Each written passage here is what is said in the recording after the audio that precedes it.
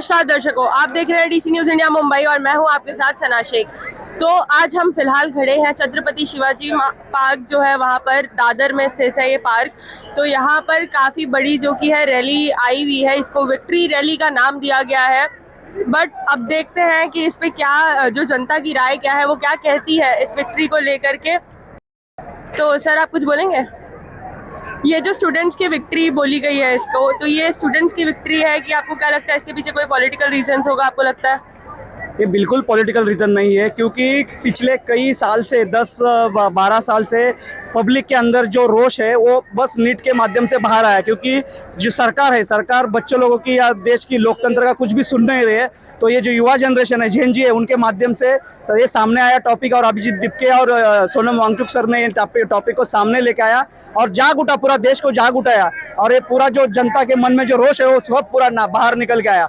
ये रोष है जनता के बीच में का कि ये सरकार किसी के भी सुनने के लिए तैयार नहीं की। जैसे कि फार्मर्स आंदोलन था, बच्चे लोगों का आंदोलन था, या और भी कुछ लेबर के वर्कर्स के प्रॉब्लम से जो भी नए नए बिल्स लेके आ रहे हैं, वो पब्लिक की सरकार कुछ भी नहीं सुन रही है। इसका रोष है पूरा, पब्लिक इसके लिए पूरा रास्ते पे उतर गई पब्लिक। तो आपको क्या लगता है धर्मेंद्र प्रसाद के रेजिग्नेशन से इस पे कुछ असर पड़ने वाला है?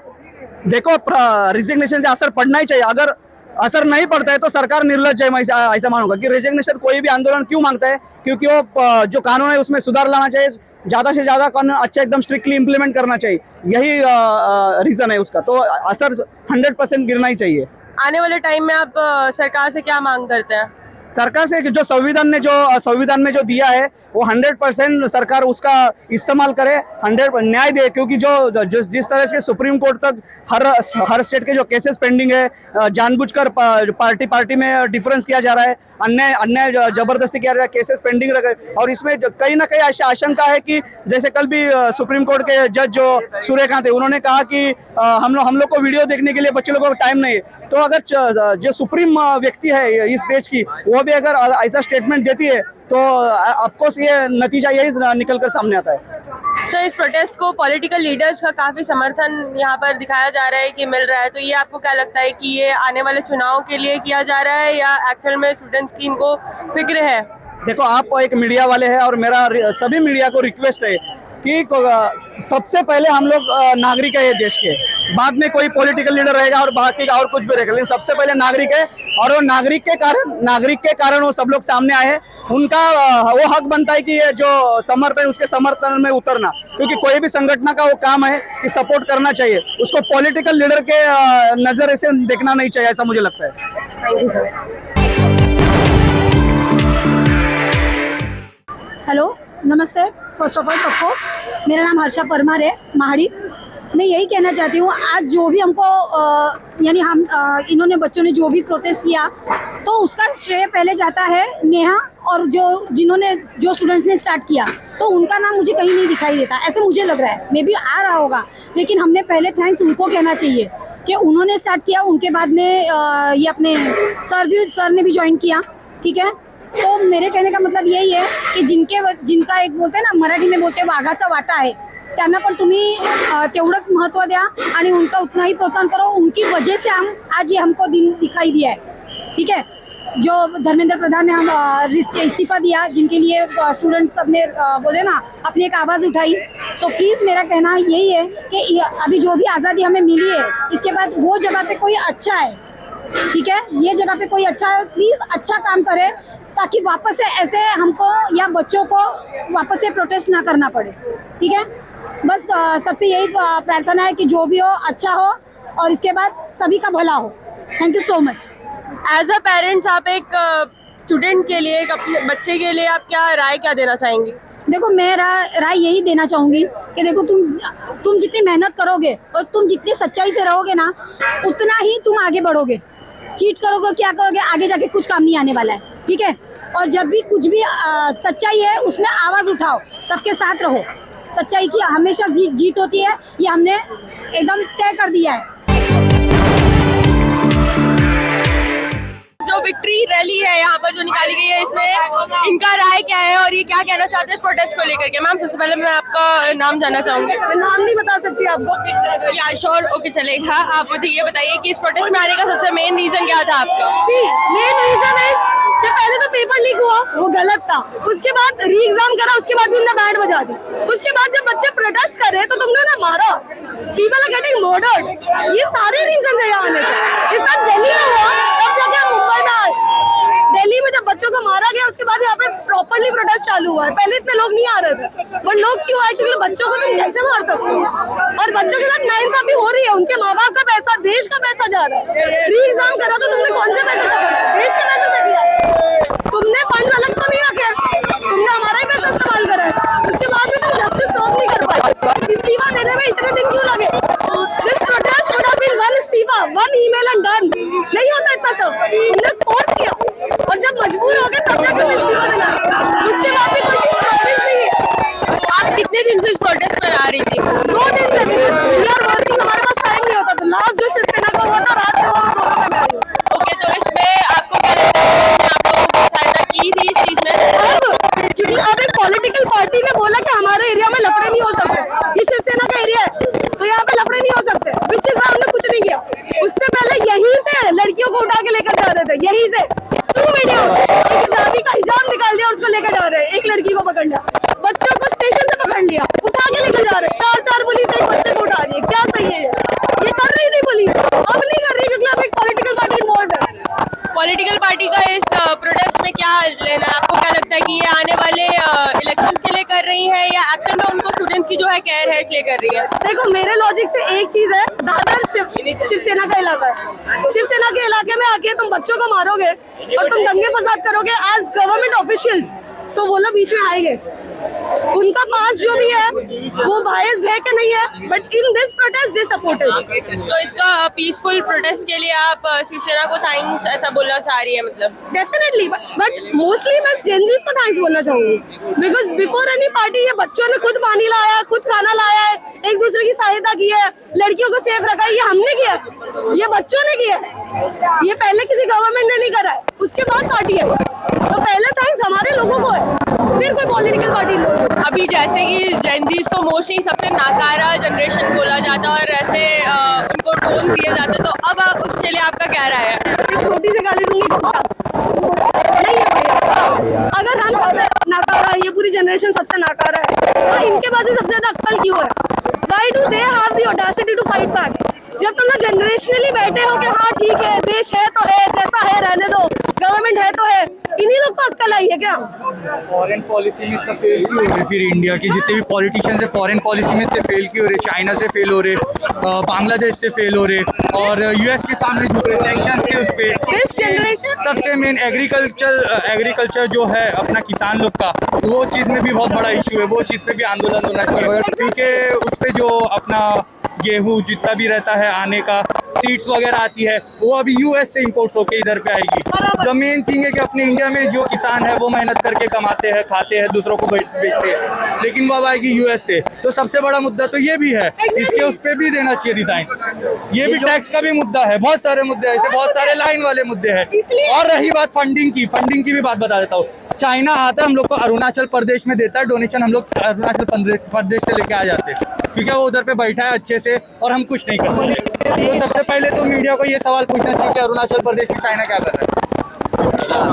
तो आप जो बात की है ना इन्होंने फंडिंग की, तो हम लोग को फंडिंग सबने की है, ठीक है, फंडिंग की बात जो भी है। लेकिन जो जुनेद भाई है जो वहाँ पे दिल्ली में उनको प्रोटेस्ट लिया है, उनको उनके फैमिली को जो तुम लोग ने डिटेन किए, किस हक से किए? तुमने क्या सोच के उनको वहाँ से उठाया तुम लोग ने? हाँ, तुम्हारे पास कोई राइट से नहीं है उनको। अच्छा, उन्होंने जो 37 डेज का था, उन्होंने फर्स्ट डे से उन्होंने वहाँ पे सब गरीब मतलब बच्चे लोग को उन्होंने वहाँ पे उन्होंने खाना पीना खिलाया। तुम तो आए भी नहीं, और तुम क्या सोच के तुम ये बोल रहे हो कि वो फंडिंग आ रहा है? फंडिंग आए तो आ रहे, कहाँ से आ रहे? तुम लोग तो नहीं दे रहे ना, हम लोग घर से आ रहे, हम लोग नहीं दे रहे।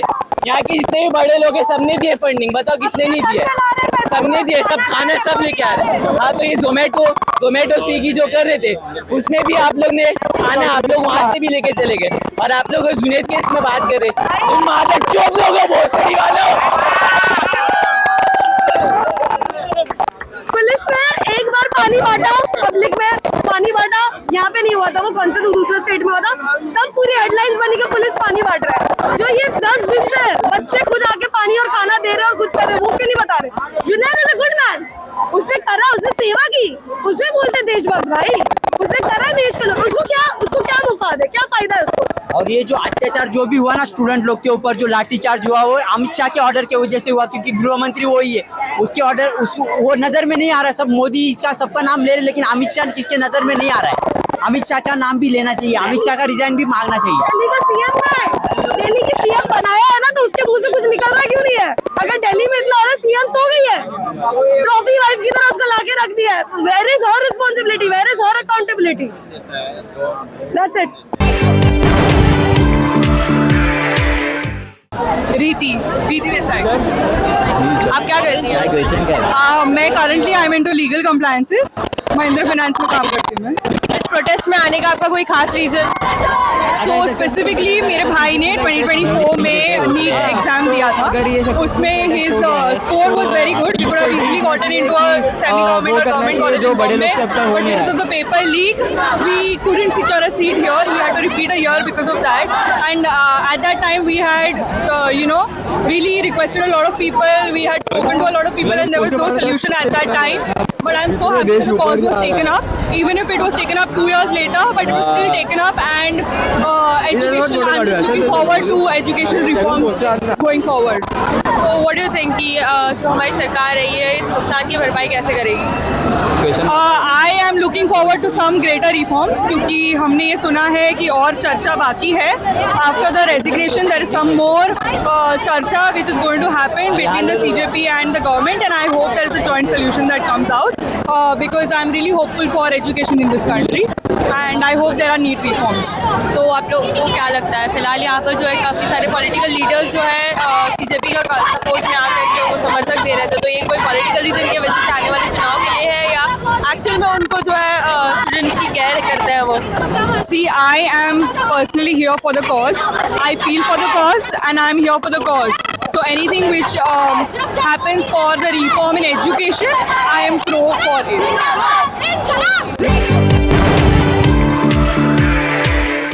सबसे पहले तो मैं जानना चाहूंगी कि आपका नाम क्या है? बन्नी।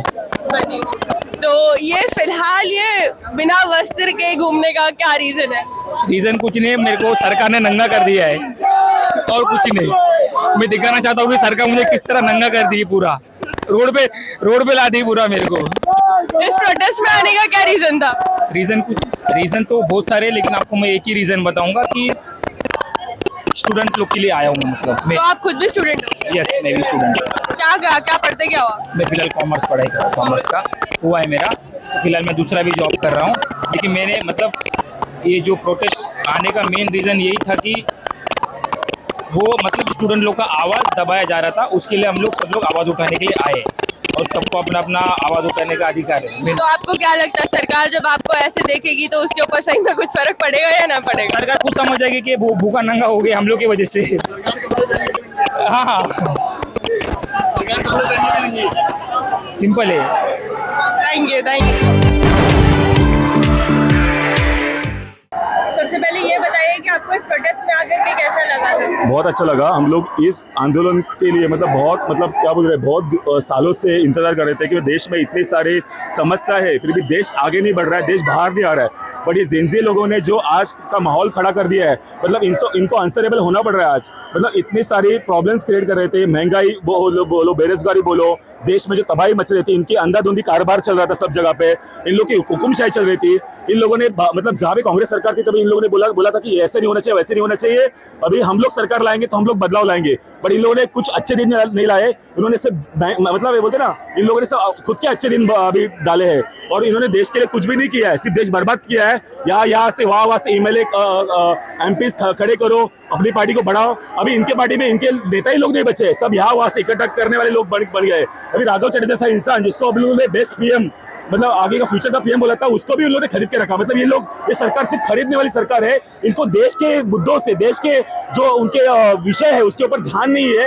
इसलिए ये देश की जनता आज अभिजीत दीपके जैसे इंसान ने आज देश हिला कर रख दिया है। सब लोग बोलते हैं छत्रपति शिवाजी पैदा होना चाहिए, बट किस घर में? इस घर में नहीं, दूसरे घर में। तो आज छत्रपति शिवाजी महाराज और बाबा साहेब अम्बेडकर संविधान अभिजीत दीपके ने ये जागरूक किया है, और इस जागरूक होने के बाद में अभिजीत दीपके जैसे एक व्यक्ति ने आज देश के जंतर मंतर में दिल्ली में 36 डेज आंदोलन करके देश को हिला के रख दिया है। और ये जेनजी आज बीजेपी सरकार को हटाने के लिए जोरदार आंदोलन कर रही है, प्रयास कर रही है। और ये आंदोलन, ये देशभक्ति अभी तक और आगे भी बढ़ती रहनी चाहिए। अभी भी जो भी भाजपा सरकार हिंदू मुस्लिम करेगा, जो भी खिलाफ राजनीति करेगा, उसको सबक दिखाने के लिए ऐसे रोड पे सब देश की जनता ने आना चाहिए, तभी देशभक्ति जागरूक होगी।